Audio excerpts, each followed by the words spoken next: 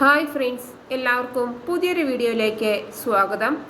അങ്ങനെ പ്രഭാവതിയും പ്രതാപനും അച്ചമ്മയും സുശീലയും കൂടെ തൊഴാൻ പോവുകയാണ്. ആ സമയം ജാസ്മിൻ ഒരാളോട് പോയി ചോദിക്കും, ചേട്ടാ എന്തായി, എല്ലാം ഓക്കെ അല്ലേ? അപ്പോൾ അയാൾ പറയും, എല്ലാം റെഡിയാണ്. ഈ പെട്ടിക്കകത്ത് മുഴുവൻ തേനീച്ചകളാണ്. ഇത് തുറന്നു വിട്ടാൽ എല്ലാം കാലിയാകും. ഈ തേനീച്ചയുടെ കുത്തേറ്റാൽ അധികം വൈകാതെ ചാകും. ഉറപ്പാണോ? ഉറപ്പാണ്. അപ്പോൾ ജാസ്മിൻ പറയും, തേനീച്ചകളുടെ കുത്തേൽക്കേണ്ടത് പാർവതിക്കാണ്. കുത്തേറ്റ് പാർവതി മരിച്ചാലും സാരമൊന്നുമില്ല, പക്ഷേ വിശാലിനൊന്നും പറ്റരുത്. അത് ഞാൻ ഏറ്റു മേഡം, ആളെ കാണിച്ചു തന്നാൽ മതി.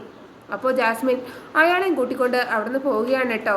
എന്നിട്ട് പാർവതിയെയും വിശാലിനെയും അയാൾക്ക് കാണിച്ചു കൊടുക്കുകയാണ്. എന്നിട്ട് പറയും, പറഞ്ഞതെല്ലാം ഓർമ്മയില്ലേ? പാർവതിക്കാണ് കുത്തേൽക്കേണ്ടത്, വിശാലിനൊന്നും സംഭവിക്കരുത്. സംഗതി വിജയിച്ചാൽ ഇപ്പോൾ തന്നതിനേക്കാൾ കൂടുതൽ പണം ഞാൻ തരും. അപ്പോൾ അയാൾ പറയും, ഇതെന്തായാലും വിജയിച്ചിരിക്കും എന്ന് പറഞ്ഞിട്ട് അയാൾ അവിടെ നിന്ന് പോവുകയാണ്. അതേസമയം വിശാൽ പാർവതിയോട് ചോദിക്കും, താൻ എന്താടോ പ്രാർത്ഥിച്ചത്? അപ്പോൾ പാർവതി ചോദിക്കും, അതെന്തിനാ സാർ അറിയുന്നത്? അപ്പോൾ വിശാൽ പറയും, പറയടോ, ഞാൻ കൂടെ ഒന്ന് അറിയട്ടെ, താൻ എന്താ എന്നോടത് പറയാതിരിക്കുമോ? അപ്പോൾ പാർവതി പറയും, പറയാം, എങ്കിലും പറ. അപ്പോൾ പാർവതി പറയും, ഇനിയും ഒരു 100 ജന്മം എനിക്ക് വിശാൽ സാറിൻ്റെ ഭാര്യയായി ഇരിക്കാൻ പറ്റണേ എന്ന്. സാറെന്താ പ്രാർത്ഥിച്ചത്? ഞാനും അങ്ങനെ തന്നെയാണ് പ്രാർത്ഥിച്ചത്, എന്നും എപ്പോഴും പാർവതി എൻ്റെ ഒപ്പം ഉണ്ടാകണേ എന്ന്. എന്നിട്ട് അവർ പരസ്പരം ചിരിച്ചുകൊണ്ട് മൂത്തോട് മുഖം നോക്കി നിൽക്കുകയാണ് കേട്ടോ. അപ്പോഴാണ് ജാസ്മിൻ ഏർപ്പെടുത്തിയ ആള് ആരും കാണാതെ ആ പെട്ടിയിൽ നിന്ന് തേനീച്ചകളെ തുറന്നു വിടുന്നത്. തേനീച്ച വന്ന് കുത്തുന്നതെല്ലാം വിശാലിനെയാണ് കേട്ടോ. പാർവതിയുടെയും വിശാലിൻ്റെയും കരയുന്ന ശബ്ദം കേട്ടിട്ട് എല്ലാവരും അവിടേക്ക് വരുന്നുണ്ട്. ഇനി എങ്ങനെ വിശാൽ സാറിനെ രക്ഷിക്കുമെന്ന് ആലോചിച്ച് പാർവതി ഓടിപ്പോയിട്ട് ഒരു പാത്രത്തിൽ കുറച്ച് മഞ്ഞൾപ്പൊടി എടുത്തുകൊണ്ട് വരികയാണ് കേട്ടോ. എന്നിട്ട് ആ മഞ്ഞളെല്ലാം വിശാലിൻ്റെ ദേഹത്തേക്ക് എറിയാണ്. അപ്പോൾ തേനീച്ചകളെല്ലാം അവിടെ നിന്ന് പോവുകയാണ്. എന്നാലും വിശാലിന് തേനീച്ചകളുടെ കുറേ കുത്തുകൾ കൊണ്ടിട്ടുണ്ട്. പിന്നെ രാത്രി പാർവതി വിശാലിൻ്റെ അടുത്തേക്ക് വരികയാണ്. ആ സമയം വിശാൽ നല്ല ഉറക്കത്തിലായിരുന്നു കേട്ടോ. വിശാലിൻ്റെ കയ്യിലും മുഖത്തൊക്കെ തേനീച്ച കുത്തിയ പാടുകൾ കണ്ടിട്ട് പാർവതിക്ക് സങ്കടം സഹിക്കാൻ പറ്റുന്നില്ല. എന്നിട്ട് കുത്തിയ സ്ഥലത്തൊക്കെ ഐസ് വെച്ച് കൊടുക്കുകയാണ് കേട്ടോ. അപ്പോൾ വിശാൽ പെട്ടെന്ന് കണ്ണു തുറക്കുകയാണ്. എന്നിട്ട് ചോദിക്കും, നീ എന്താ പാർവതി ചെയ്യുന്നത്? അപ്പോൾ പാർവതി പറയും, തേനീച്ച കുത്തിയ സ്ഥലത്ത് ഐസ് വെച്ചാൽ വേദന കുറയുമെന്ന് കേട്ടിട്ടുണ്ട്, അതാ ഞാൻ. അപ്പോൾ വിശാൽ പറയും, ഈ തണുപ്പിനേക്കാളും നിന്റെ കണ്ണീരിൻ്റെ ചൂടാണ് എൻ്റെ മുറിവുകൾ ഉണക്കാൻ പോകുന്നത്. എനിക്ക് വിശ്വസിക്കാൻ കഴിയുന്നില്ല, ഈ കാലത്തും ഒരു ഭർത്താവിനെ ഭാര്യയ്ക്ക് ഇത്ര കണ്ട് സ്നേഹിക്കാനും പരിചരിക്കാനും ഒക്കെ കഴിയുമെന്ന്. നിന്റെ ഈ സ്നേഹവും ഇഷ്ടവും എനിക്ക് എത്രത്തോളം സന്തോഷം തരുന്നുണ്ടെന്ന് അറിയോ നിനക്ക്? അതുകൊണ്ട് എൻ്റെ ഈ മുറിവുകൾ വേഗം ഉണങ്ങും എന്നെനിക്ക് ഉറപ്പുണ്ട്. അപ്പോൾ പാർവതി പറയും, ഇത്രയും പുകഴ്ത്താൻ മാത്രമുള്ള യോഗ്യത ഒന്നും എനിക്കില്ല വിശാൽ സാറേ. ഇപ്പോൾ ഞാൻ അത് അർഹിക്കുന്നതുമില്ല. കാരണം വിശാൽ സാറിനുണ്ടാകുന്ന എല്ലാ കഷ്ടങ്ങൾക്കും കാരണക്കാരി ഞാൻ തന്നെയാണ്. അപ്പോൾ വിശാൽ പറയും, എനിക്ക് വരുന്ന എല്ലാ കഷ്ടങ്ങളിൽ നിന്നും അപകടത്തിൽ നിന്നും എന്നെ രക്ഷിക്കുന്നത് നീയാണ് എന്നാണ് ഞാൻ വിശ്വസിക്കുന്നത്. എന്തിനാണ് നീ ഇങ്ങനെയൊക്കെ ചിന്തിക്കുന്നത്? ഇനിയിപ്പോൾ ഏത് പ്രശ്നത്തിനും നീയാണ് കാരണക്കാരിയെങ്കിലും എനിക്ക് വിഷമമൊന്നുമില്ല. നീ കാരണം എനിക്ക് മരണം സംഭവിച്ചാൽ പോലും അത് ഈ വിശാൽ സന്തോഷത്തോടെ സ്വീകരിക്കും. അപ്പോൾ പാർവതി പറയും, സാർ അങ്ങനെയൊന്നും പറയരുത്, സാറിനൊന്നും സംഭവിക്കില്ല. അപ്പോൾ വിശാൽ ചോദിക്കും, നീ എന്തിനാണ് ഇങ്ങനെ അനാവശ്യമായി പേടിക്കുന്നത്? അപ്പോൾ പാർവതി പറയും, സാർ എനിക്കൊരു വാക്ക് തരണം, ഇനി മരണത്തെക്കുറിച്ച് ചിന്തിക്കുകയോ പറയുകയോ ഇല്ല എന്ന്. അപ്പോൾ വിശാൽ പറയും, എന്തിനാ ഇത്രയും ചെറിയ കാര്യങ്ങൾ നീ സീരിയസ് ആയി എടുക്കുന്നത്? തേനീച്ച കടിച്ച മാർക്കും വേദനയൊക്കെ 2 ദിവസം കൊണ്ട് മാറിക്കോളും, അല്ലാതെ മരിച്ചു പോകുന്നുമില്ല. അതിനാണോ നീ ഇത്രയും വിഷമിക്കുന്നത്? അപ്പോൾ പാർവതി പറയും, എൻ്റെ മനസ്സിൽ എന്താണെന്ന് വിശാൽ സാറിന് ഇപ്പം മനസ്സിലാവില്ല. അത് എങ്ങനെ പറഞ്ഞു മനസ്സിലാക്കണമെന്ന് എനിക്കറിയില്ല. ഒന്ന് മാത്രമേ എനിക്ക് പറയാനുള്ളൂ, വിശാൽ സാർ സൂക്ഷിക്കണം, ഒരുപാട് സൂക്ഷിക്കണം.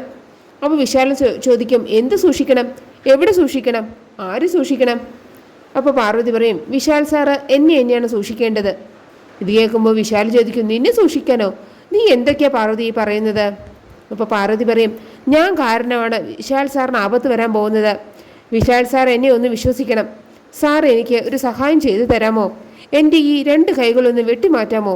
അല്ലെങ്കിൽ എൻ്റെ കൈയും കാലും കെട്ടി ഏതെങ്കിലും മുറിയിലിട്ട് പൂട്ടാമോ? അങ്ങനെയെങ്കിൽ മാത്രമേ ഞാൻ കാരണം ഒരു ആപത്തും വിശാൽ സാറിന് വരില്ലെന്ന് എനിക്ക് ഉറപ്പിക്കാൻ പറ്റൂ.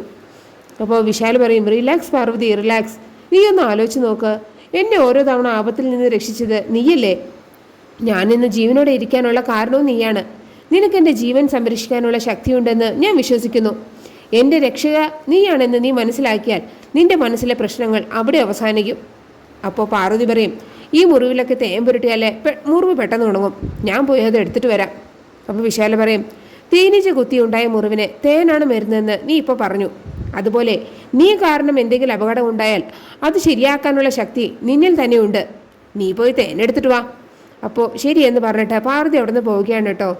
അതേസമയം ജാസ്മിൻ മനസ്സിലാലോചിക്കും, ആ തേനീച്ച കൊണ്ടുവന്ന ആള് എന്തൊക്കെ വീരവാദയാണ് പറഞ്ഞത്. എന്നിട്ടിപ്പോൾ അവൾക്കൊന്നും സംഭവിച്ചില്ല. പ്രതീക്ഷിച്ചത് മുഴുവൻ പാഴായി. അയാൾക്ക് കൊടുത്ത പണവും വേസ്റ്റായി. അപ്പോൾ അവിടേക്ക് സുശീല വരികയാണ് കേട്ടോ. എന്നിട്ട് ജാസ്മിനോട് ചോദിക്കും, എന്താ അവിടെ സംഭവിച്ചത്? ആ തേനീച്ച പ്രയോഗം കൊണ്ട് പാർവതിയുടെ കഥ കഴിയുമെന്നല്ലേ നീ പറഞ്ഞത്? എന്നിട്ട് അവൾക്കൊന്നും സംഭവിച്ചില്ല എന്ന് മാത്രമല്ല, തേനീച്ചയുടെ കുത്തു മുഴുവൻ കൊണ്ടത് വിശാലിനും.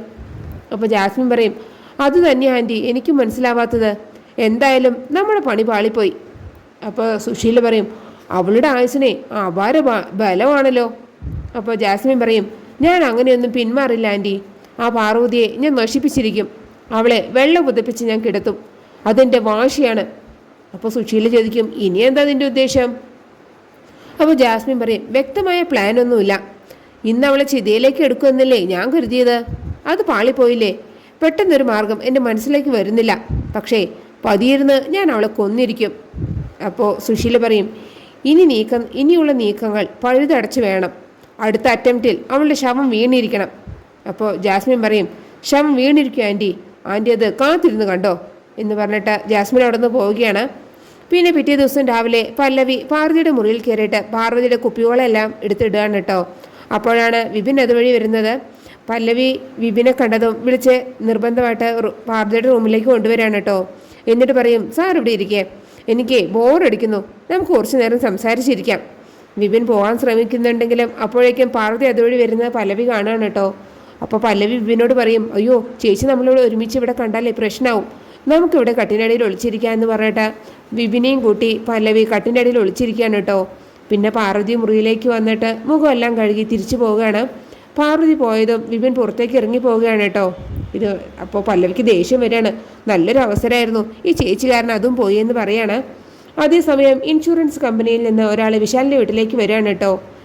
എന്നിട്ട് പറയും, നിങ്ങളുടെ കമ്പനിയിലെ ഒരു സ്റ്റാഫിൻ്റെ ഇൻഷുറൻസ് പോളിസി മെച്യൂർഡ് ആയിട്ടുണ്ട്, എനിക്ക് വിശാൽ സാറിനെ ഒന്ന് കാണണം. അപ്പോൾ ഗാർഗി വിശാലിനെ ഇപ്പോൾ വിളിക്കാമെന്ന് പറഞ്ഞിട്ട് പറയുമ്പോഴേക്കും വിശാലും ഭാരതിയും കൂടെ അവിടേക്ക് വരികയാണ്. അപ്പോൾ അയാൾ വിശാലിനോട് പറയും, നിങ്ങളുടെ കമ്പനിയിലെ ഒരു സ്റ്റാഫിൻ്റെ ഇൻഷുറൻസ് പോളിസി മെച്യൂർഡ് ആയിട്ടുണ്ട്. ഇത് പറയുമ്പോൾ ഹാളിലെ എല്ലാവരും ഉണ്ട് കേട്ടോ. അപ്പോൾ പ്രഭാവതി ചോദിക്കും, ഏത് സ്റ്റാഫിൻ്റെ പോളിസിയാണ് മെച്യൂർഡ് ആയത്? അപ്പോൾ അയാൾ പറയും, ഞാനിപ്പോൾ നോക്കിയിട്ട് പറയാം. എന്നിട്ട് ഒരു കവർ പൊട്ടിച്ച് നോക്കിയിട്ട് പറയും, പോളിസി ഹോൾഡറിൻ്റെ പേര് ശേഖര മേനോൻ എന്നാണ്. ഇത് കേട്ടതും പ്രഭാവതിയും പ്രതാപനൊന്നും ഞെട്ടുകയാണ് കേട്ടോ. അങ്ങനെ ഞെട്ടി നിൽക്കുന്ന പ്രഭാവതിയെ കാണിച്ചുകൊണ്ടാണ് ആ എപ്പിസോഡ് അവസാനിക്കുന്നത്. നിങ്ങൾക്ക് എൻ്റെ റിവ്യൂ ഇഷ്ടമായാൽ മറക്കാതെ എല്ലാവരും ഒരു ലൈക്കും സബ്സ്ക്രൈബും തന്ന് എന്നെ ഒന്ന് സപ്പോർട്ട് ചെയ്യണേ പ്ലീസ്.